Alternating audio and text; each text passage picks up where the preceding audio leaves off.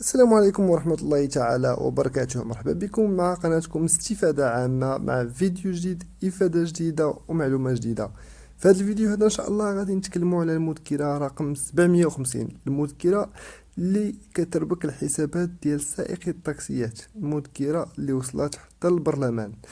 قبل ما ندخلوا في التفاصيل ديال الفيديو، ما تنسوش تدعمونا بلايك الفيديو، واللي ما مشتركش يشترك في القناة باش يوصلكم كل فيديو جديد وكل إفادة جديدة. نبدأ على بركة الله. وصل جدل قرار مطالبة مهني سيارة الأجرة بشهادة حياة صاحب المأدونية أي مول جريما التي تضمنته المذكرة رقم 750 إلى البرلمان.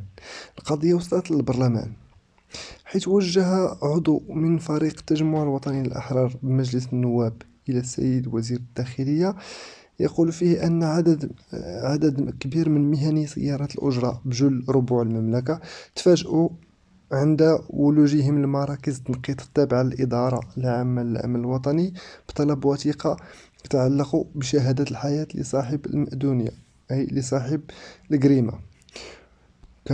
كما أكد أن هذا الإجراء أربك المهنيين والمتدخلين في هذا القطاع على حد سواء لعدة أسباب، كما أن هذا الإجراء أيضا قد يتحول إلى أداة ابتزاز من قبل أصحاب الرخص لمستغليها عن طريق طلب مبالغ مالية مهمة من أجل تسليمهم شهادة الحياة. أي أن هادو اللي غيسلموا شهادة الحياة يقدر يبتزوا أصحاب الرخص بمبالغ مهمة باش يسلموهم هاد شهادة الحياة الخاصة بصاحب المأدونية أي مول الجريمة، خاصة في ظل غياب أي تواصل مباشر بين الطرفين، أي بين أصحاب الرخص وصاحب المأدونية بعد توقيعهما اتفاق العقد النموذجي.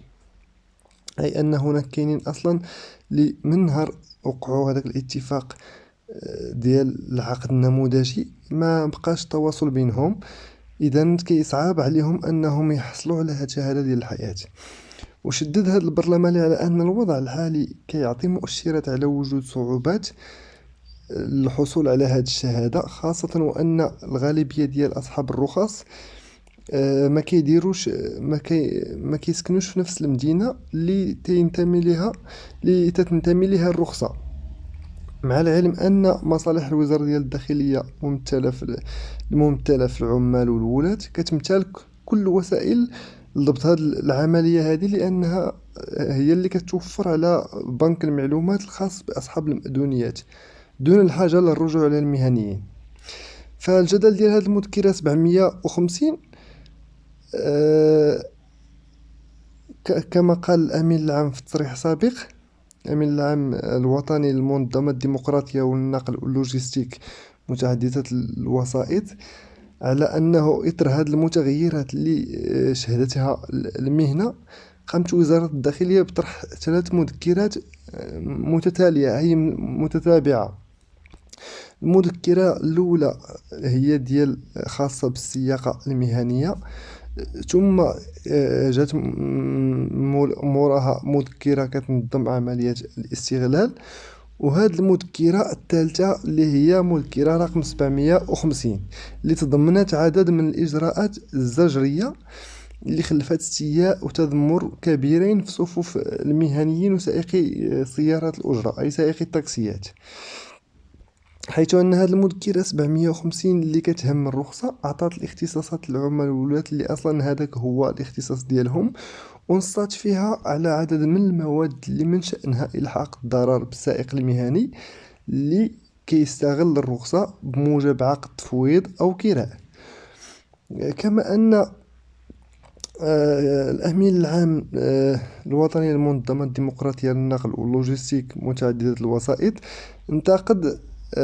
انتقد ما اعتبره عدم إشراك واستشارة مصالح وزارة الداخلية المهنيين قبل إصدار المذكرة الوزارية 750. أي زعما صدرات هذه المذكرة قبل بدون استشارة سميتو بدون استشارة المهنيين وسائقي السيارات.